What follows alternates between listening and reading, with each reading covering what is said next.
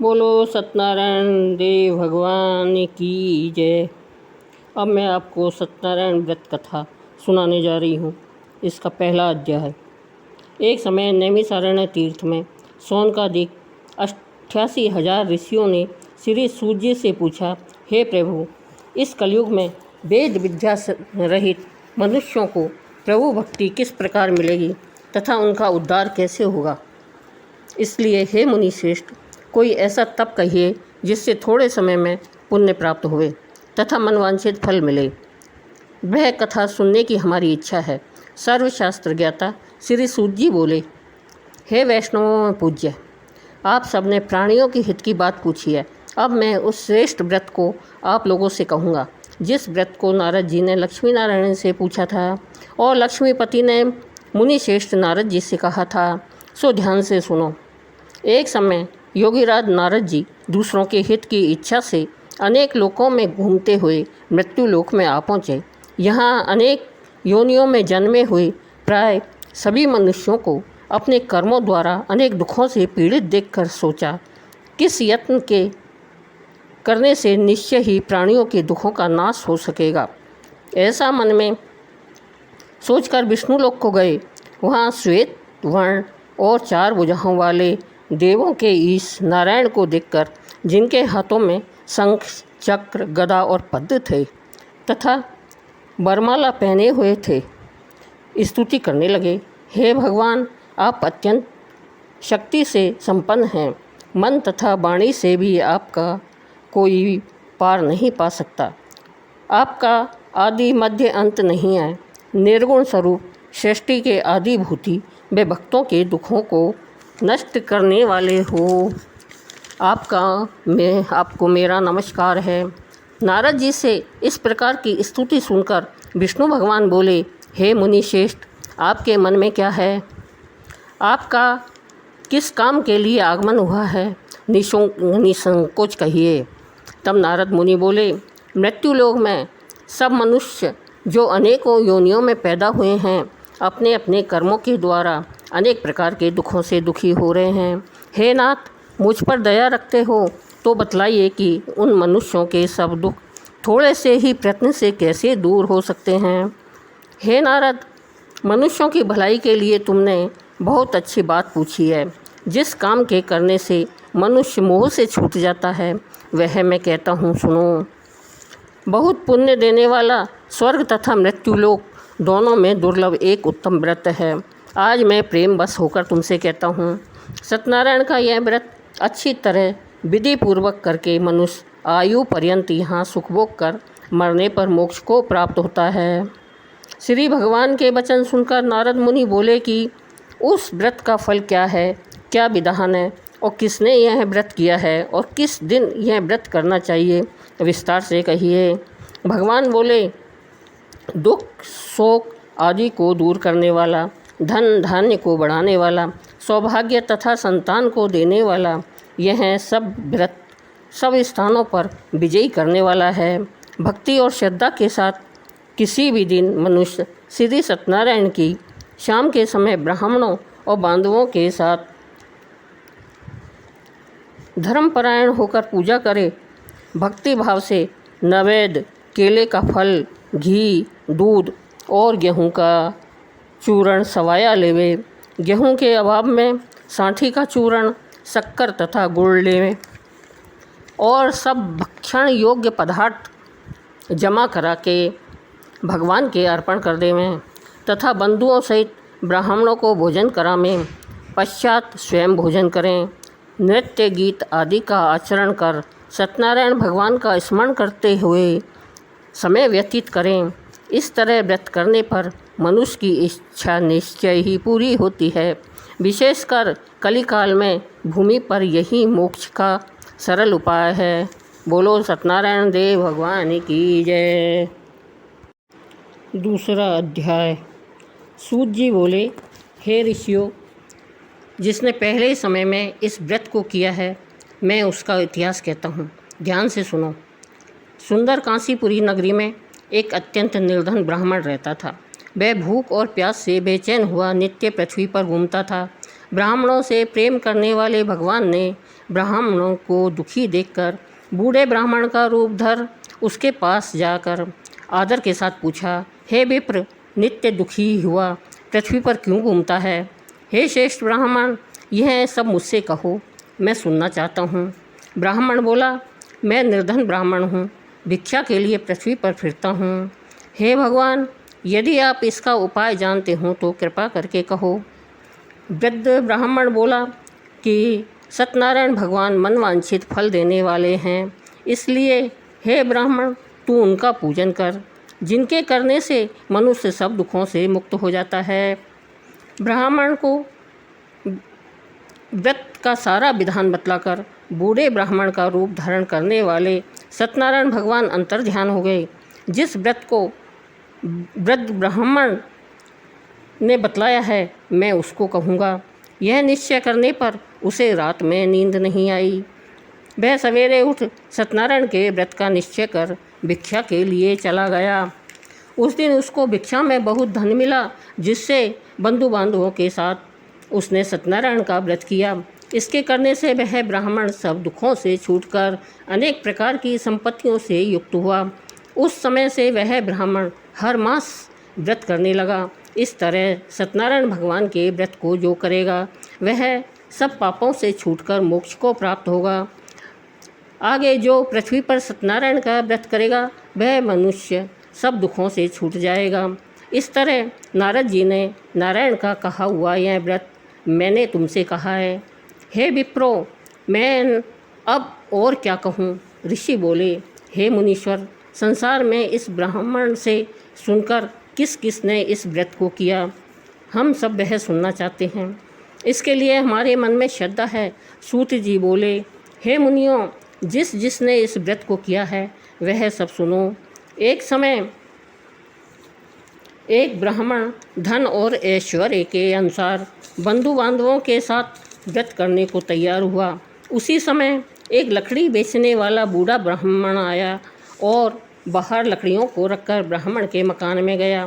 प्यास से दुखी लकड़हारा उनको व्रत करते देखकर ब्राह्मण को नमस्कार कर कहने लगा कि आप यह क्या कर रहे हैं और इसके करने से क्या फल मिलता है, कृपा करके मुझसे कहो। ब्राह्मण ने कहा, सब मनोकामनाओं को पूरा करने वाला यह सत्यनारायण भगवान का व्रत है। इसकी ही कृपा से मेरे यहाँ धन धान्य आदि की वृद्धि हुई है। ब्राह्मण से इस व्रत के बारे में जानकर लकड़हारा बहुत प्रसन्न हुआ। चरणामृत ले और प्रसाद खाने के बाद अपने घर को गया। लकड़हारे ने अपने मन में इस प्रकार संकल्प किया कि आज ग्राम में लकड़ी बेचने से जो धन मिलेगा उसी से सत्यनारायण देव का उत्तम व्रत करूँगा। यह मन में विचार कर वह बूढ़ा आदमी लकड़ियों का अपने सिर पर रखकर जिस नगर में धनवान लोग रहते थे वह ऐसे सुंदर नगर में गया। उस रोज़ वहाँ पर उसे उन लकड़ियों का दाम पहले दिनों से दुगना चौगुना मिला।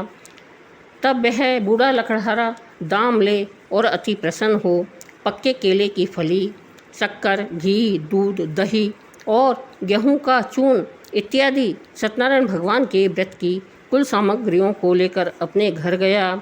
फिर उसने अपने भाइयों को बुलाकर विधि के साथ भगवान सत्यनारायण जी का पूजन और व्रत किया। उस व्रत के प्रभाव से वह बूढ़ा लकड़हारा धन, पुत्र आदि से युक्त हुआ और संसार के समस्त सुख भोग कर बैकुंठ को चला गया। बोलो विष्णुदेव भगवान की जय। बोलो सत्यनारायण देव भगवान की जय। तीसरा अध्याय। सूत जी बोले, हे श्रेष्ठ मुनियों, अब आगे की कथा कहता हूँ, सुनो। पहले समय में उल्कामुख नाम का एक बुद्धिमान राजा था। वह सत्यवक्ता और जितेंद्रिय था। प्रतिदिन देवस्थानों पर जाता था तथा गरीबों को धन देकर उनके कष्ट दूर करता था। उसकी पत्नी कमल के समान मुख वाली और सती साध्वी थी। भद्रशिला नदी के तट पर उन दोनों ने श्री सत्यनारायण का व्रत किया। उस समय वहाँ एक साधु वैश्य आया। उसके पास व्यापार के लिए बहुत सा धन था। वह नाव को किनारे पर ठहराकर राजा के पास आ गया और राजा को व्रत करते हुए देखकर विनय के साथ पूछने लगा, हे राजन, भक्ति युक्त युक्त चित्त से, यह आप क्या कर रहे हैं, मेरी सुनने की इच्छा है, सो आप मुझे बतलाइए। राजा बोला, हे साधु, अपने बांधवों के साथ पुत्र आदि की प्राप्ति के लिए महाशक्तिवान सत्यनारायण भगवान का व्रत व पूजन किया जा रहा है। राजा के वचन सुनकर साधु आदर से बोला, हे राजन, मुझसे भी इसका सब विधान कहो, मैं भी आपके कथा अनुसार इस व्रत को करूँगा। मेरे भी कोई संतान नहीं है और इससे निश्चय ही होगी। राजा से सब विधान सुन व्यापार से निवृत्त हो वह आनंद के साथ घर गया। साधु ने अपनी स्त्री से संतान देने वाले उस व्रत का समाचार सुनाया और कहा कि जब मेरे संतान होगी तब मैं इस व्रत को करूँगा। साधु ने ऐसे वचन अपनी स्त्री लीलावती से कहे। एक दिन उसकी स्त्री लीलावती पति के साथ आनंदित हो सांसारिक धर्म में प्रवृत्त होकर सत्यनारायण भगवान की कृपा से गर्भवती हो गई तथा 10वें महीने में उसके एक सुंदर कन्या का जन्म हुआ। दिनों दिन वह कन्या इस तरह बढ़ने लगी जैसे शुक्ल पक्ष को चंद्रमा बढ़ता है। कन्या का नाम कलावती रखा गया। तब लीलावती ने मीठे शब्दों में अपने पति से कहा कि जो आपने संकल्प किया था कि भगवान का व्रत करूँगा, अब आप उसे करिए। साधु बोला, हे प्रिय, इसके विवाह पर करूँगा। इस प्रकार अपनी पत्नी को आश्वासन दे वह नगर को गया। कलावती पितृगृह में बड़ी हो गई और साधु ने जब नगर में सखियों के साथ अपनी पुत्री को देखा तो तुरंत दूत बुलाकर कहा कि पुत्री के वास्ते कोई सुयोग्य वर देख कर लाओ। साधु की आज्ञा पाकर दूत कंचन नगर पहुँचे और वहाँ पर बड़ी खोज और देखभाल कर लड़की के लिए सुयोग्य वणिक पुत्र को ले आया। उस सुयोग्य लड़के को देखकर साधु ने अपने बंधु बांधवों सहित प्रसन्न चित्त से अपनी पुत्री का विवाह उसके साथ कर दिया, किंतु दुर्भाग्य से विवाह के समय भी उस व्रत को करना भूल गया। तब श्री भगवान क्रोधित हो गए और श्राप दिया कि तुम्हें दारुण दुख प्राप्त होगा। अपने कार्य में कुशल साधु बनिया जमाता सहित समुद्र स्थित रत्नपुर नगर में गया और वहाँ दोनों ससुर जमाई चंद्रकेतु राजा के उस नगर में व्यापार करने लगे। एक रोज़ भगवान सत्यनारायण की माया से प्रेरित कोई चोर राजा का धन चुरा कर भागा जा रहा था, किंतु राजा के दूतों को आता देखकर चोरों ने घबराकर भागते हुए राजा के धन को वहीं चुपचाप रख दिया जहां वो ससुर जमाई ठहरे हुए थे। जब दूतों ने उस साधु वैश्य के पास राजा के धन को रखा देखा तो वे दोनों को बांध कर ले गए और प्रसन्नता से दौड़ते हुए राजा के समीप जाकर बोले, यह दो चोर हम पकड़ कर लाए हैं, देखकर आज्ञा दें। तब राजा की आज्ञा से उनको कठोर कारावास में डाल दिया और उनका सब धन छीन लिया। सत्यनारायण भगवान के श्राप द्वारा उनकी पत्नी भी घर पर बहुत दुखी हुई और घर पर जो धन रखा था चोर चुरा कर ले गए। शारीरिक व मानसिक पीड़ा तथा भूख प्यास से अति दुखित हो अन्न की चिंता में कलावती एक ब्राह्मण के घर गई। वहाँ उसने सत्यनारायण भगवान का व्रत होते देखा। फिर वह कथा सुनी तथा प्रसाद ग्रहण करके रात को घर आई। माता ने कलावती से कहा, हे पुत्री, अब तक कहाँ रही, वह तेरे मन में क्या है? कलावती बोली, हे माता, मैंने एक ब्राह्मण के घर में श्री सत्यनारायण भगवान का व्रत देखा है। कन्या के वचन सुनकर लीलावती भगवान के पूजन की तैयारी करने लगी। लीलावती ने परिवार और बंधुओं सहित श्री सत्यनारायण भगवान का पूजन किया और वर मांगा कि मेरे पति और दामाद शीघ्र आ जावें। साथ ही प्रार्थना की कि हम सबका अपराध क्षमा करो। सत्यनारायण भगवान इस व्रत से संतुष्ट हो गए और राजा चंद्रकेतु को स्वप्न में दर्शन देकर कहा, हे राजन, दोनों वैश्यों को प्रातः ही छोड़ दो और सब धन जो तुमने ग्रहण किया है दे दो, नहीं तो मैं तेरा धन, राज्य, पुत्र आदि सब नष्ट कर दूंगा। राजा से ऐसे वचन कहकर भगवान अंतर्ध्यान हो गए। प्रातःकाल राजा चंद्रकेतु ने सभा में अपना स्वप्न सुनाया। फिर दोनों वणिक पुत्रों को कैद से मुक्त कर सभा में बुलाया। दोनों ने आते ही राजा को नमस्कार किया। राजा मीठे वचनों से बोला, हे महानुभावों, भावी वश ऐसा कठिन दुख प्राप्त हुआ है, अब तुम्हें कोई भय नहीं। ऐसा कहकर राजा ने उनको नए नए वस्त्र आभूषण पहनाए तथा उनका जितना धन लिया था उससे दूना धन देकर आदर सहित विदा किया। दोनों वैश्य अपने घर को चल दिए। बोलो सत्यनारायण भगवान की जय। चौथा अध्याय। सूत जी बोले, वैश्य ने मंगलाचार करके यात्रा आरंभ की और अपने नगर को चला। उनके थोड़ी दूर निकलने पर दंडी वेशधारी सत्यनारायण भगवान ने उनसे पूछा, हे साधु, तेरी नाव में क्या है? अभिमानी वणिक हंसता हुआ बोला, हे दंडी, आप क्यों पूछते हो? क्या धन लेने की इच्छा है?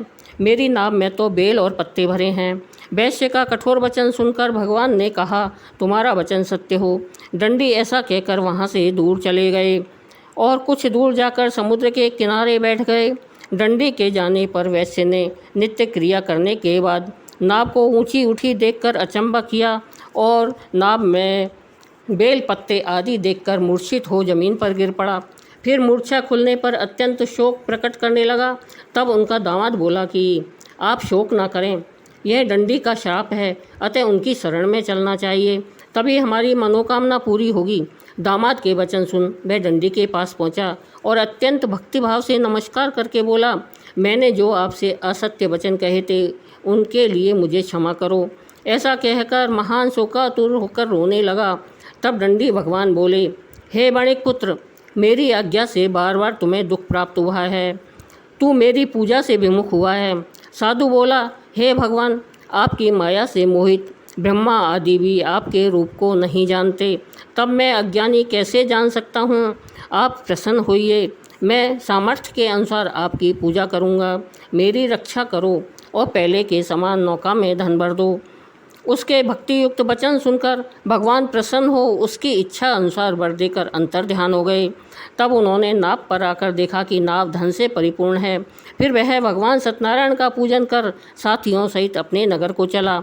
अब अपने नगर के निकट पहुंचा, तब दूत को घर भेजा। दूत ने साधु के घर जाकर उसकी स्त्री को नमस्कार कर कहा कि साधु अपने दामाद सहित इस नगर के समीप आ गए हैं। ऐसा वचन सुन साधु की स्त्री ने बड़े हर्ष के साथ सत्यदेव का पूजन कर पुत्री से कहा, मैं अपने पति के दर्शन को जाती हूँ, तू कार्य पूर्ण कर शीघ्र आ। माता के ऐसे वचन सुनकर कलावती प्रसाद छोड़कर पति के पास गई। प्रसाद की अवज्ञा के कारण सत्यदेव ने रुष्ट होकर उसके पति को नाव सहित पानी में डुबा दिया। कलावती अपने पति को न देखकर रोती हुई जमीन पर गिर गई। इस तरह नौका को डूबा हुआ तथा कन्या को रोता हुआ देख साधु दुखित हो बोला, हे प्रभु, मुझसे या मेरे परिवार से जो भूल हुई है उसे क्षमा करो। उसके दीन वचन सुनकर सत्यदेव प्रसन्न हो गए और आकाशवाणी हुई, हे साधु, तेरी कन्या मेरे प्रसाद को छोड़कर आई है, इसलिए इसका पति अदृश्य हुआ है। यदि वह घर जाकर प्रसाद खाकर लौटे तो इसे पति अवश्य मिलेगा। ऐसी आकाशवाणी सुनकर कलावती ने घर पहुंचकर प्रसाद खाया, फिर आकर पति के दर्शन किए। तत्पश्चात साधु ने बंधु बांधवों सहित सत्यदेव का विधि पूर्वक पूजन किया। उस दिन से वह पूर्णिमा को सत्यनारायण का पूजन करने लगा। फिर इस लोक का सुख भोग कर अंत में स्वर्ग लोक को गया। बोलो सत्यनारायण देव भगवान की जय। 5वां अध्याय। सूत जी बोले, हे ऋषियों, मैं और भी कथा कहता हूँ, सुनो। प्रजा पालन में लीन तुंगभज नाम का राजा था। उसने भी भगवान का प्रसाद त्याग कर बहुत दुख पाया। एक समय वन में जाकर वन्य पशुओं को मारकर बड़ के पेड़ के नीचे आया। वहाँ उसने ग्वालों को भक्ति भाव से बांधवों सहित सत्यनारायण जी का पूजन करते देखा। राजा देखकर भी अभिमानवश वहाँ नहीं गया और न ही नमस्कार किया। जब ग्वालों ने भगवान का प्रसाद उसके सामने रखा तो वह प्रसाद को त्याग कर अपनी सुंदर नगरी को चला। वहीं उसने अपना सब कुछ नष्ट पाया तो वह जान गया कि यह सब भगवान ने किया है। तब वह विश्वास कर ग्वालों के समीप गया और विधि पूर्वक पूजन कर प्रसाद खाया तो सत्यदेव भगवान की कृपा से पहले जैसा था वैसा ही हो गया। फिर दीर्घ काल तक सुख भोग कर मरने पर स्वर्ग लोक हो गया। जो मनुष्य इस परम दुर्लभ व्रत को करेगा, भगवान की कृपा से उसे धन की प्राप्ति होगी। निर्धन धनी और बंदी बंधन से मुक्त होकर निर्भय हो जाता है। संतानहीनों को संतान प्राप्ति होती है तथा सब मनोरथ पूर्ण होकर अंत में वैकुंठ धाम को जाता है। जिन्होंने पहले इस व्रत को किया, अब उनके जन्म की कथा कहता हूँ। वृद्ध सतानंद ब्राह्मण ने सुदामा का जन्म लेकर मोक्ष को पाया। उल्कामुख नाम का राजा दशरथ होकर वैकुंठ को प्राप्त हुआ। साधु नाम के वैश्य ने मोर ध्वज बनकर अपने पुत्र को आरे से चीरकर मोक्ष को प्राप्त किया। महाराज तुंगध्वज ने स्वयं भू होकर भगवान में भक्ति युक्त कर्म कर मोक्ष को प्राप्त किया। बोलो सत्यनारायण भगवान की जय। सत्यनारायण भगवान जी की आरती।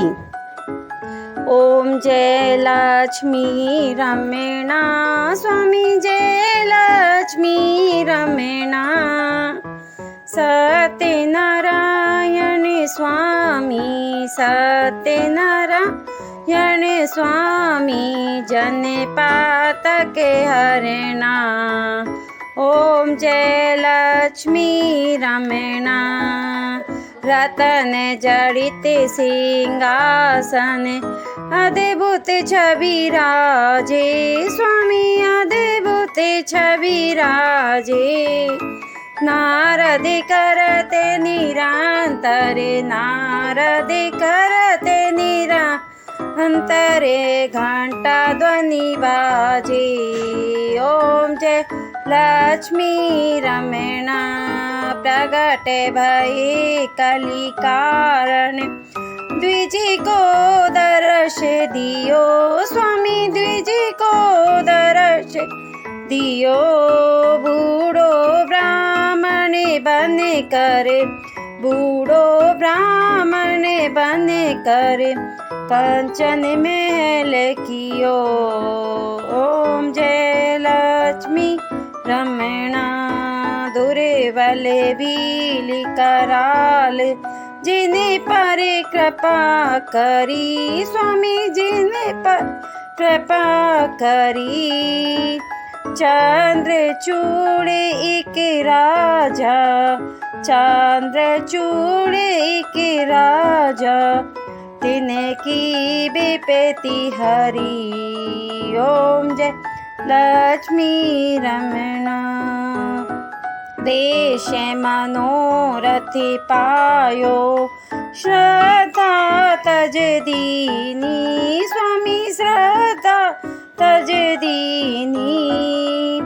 सो फल भोग्यो प्रभु जी, सो फल भोग्यो प्रभु जी, फिर स्तुति कीनी। ओम जय लक्ष्मी रमणा।